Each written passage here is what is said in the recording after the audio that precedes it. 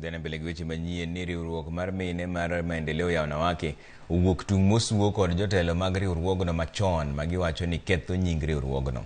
Kotelnigi kod jakom margi Rahab, minego wacho ni ok gitamore wuok e apisi ka bende gikwedo weche maliekore ni sani riwruogno okete bwo tend komiti ma kojolo.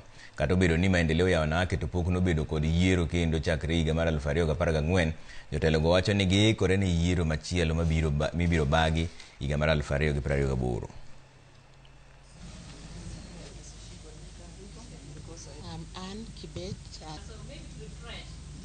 2019 nikech Maendeleo nokawo higni 3 kanie bura kod joma ne koro nowuok gi, omiyo jo AGM achiel ni nomiyo jo Maendeleo thuolo mondo gitim, nomiyo gi 2019 mondo gidhi nyime up to 24th.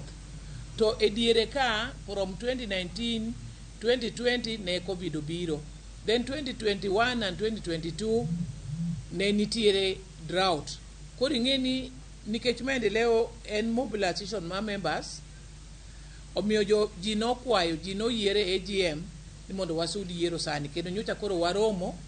Last year ne okwanyal 2022 ne okwanyal yiero, ne okwanyal dhi nyime gi AGM, to 2023 mane wabedo gi AGM emane koro jo members mane nitiere nomiyo wathuolo ni wanyalo dhi yiero, wanyalo chako yiero sani. The car which was here was also repossessed. I was told there is by the executive director who came in May, and I came into office just for elections. She was very new in Maendeleo.